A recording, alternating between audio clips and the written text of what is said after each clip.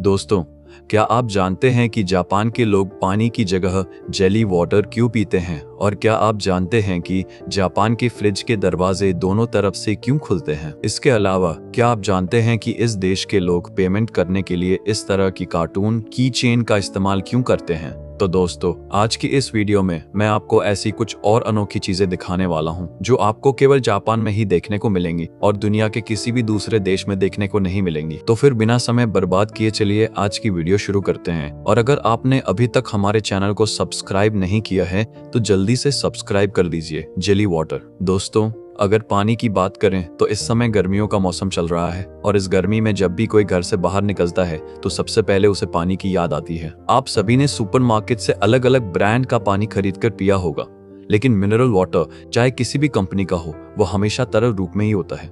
लेकिन अगर मैं आपसे कहूँ कि जापान के लोग पानी नहीं बल्कि जेली वाटर पीते हैं तो आपको कैसा लगेगा?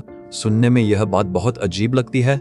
आखिर कोई जेली कैसे पी सकता है? लेकिन जापान के सुपरमार्केट में ऐसा पानी भी मिलता है जो देखने में बिल्कुल सामान्य पानी जैसा ही लगता है, लेकिन जैसे ही उस बोतल को हिलाया जाता है वह पानी जेली में बदल जाता है। इस जेली वाटर को पानी में मिलाकर भी पिया जा सकता है और लोग इसे सीधे भी खा सकते हैं। इसका फ्लेवर पुदीने जैसा होता है जो गर्मी से थके हुए लोगों को फिर से तरोताजा कर देता है। आप शायद विश्वास नहीं करेंगे कि सिर्फ सामान्य टिश्यू ही नहीं बल्कि जापान के टॉयलेट टिश्यू भी फ्लेवर्ड बनाए जाते हैं। यह सचमुच अविश्वसनीय है।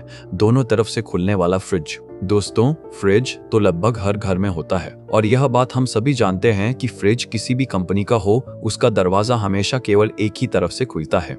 लेकिन जापान के फ्रिज में ऐसा नहीं होता। आप शायद सोच रहे होंगे कि आखिर फ्रिज का दरवाजा अलग कैसे हो सकता है।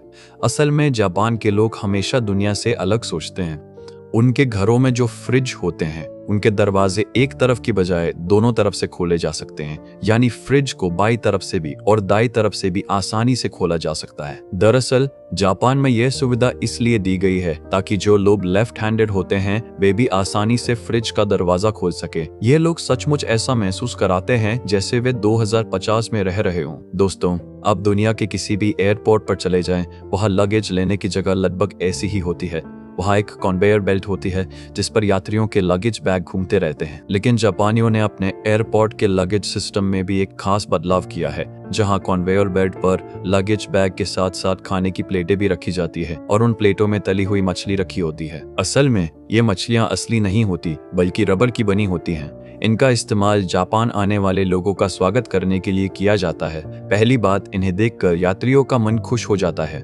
दूसरी बात, इन्हें रखने का एक और उद्देश्य भी है।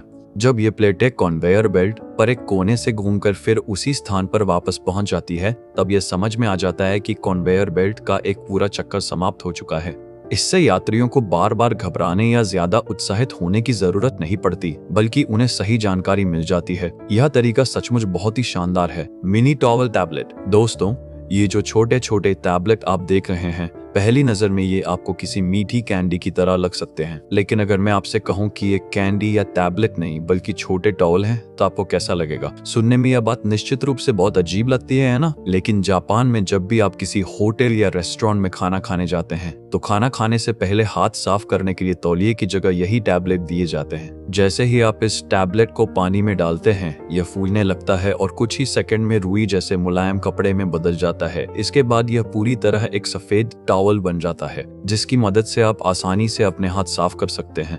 ये मिनी टॉवल केवल इस्तेमाल करने में आसान ही नहीं होते बल्कि ये जर्म किलर भी होते हैं, जिसकी वजह से ये आपके हाथों को कीटाणुओं से पूरी तरह सुरक्षित रखने में मदद करते हैं। वैसे सच कहें तो जापान वास्तव में पूरी दुनिया से बहुत अलग है।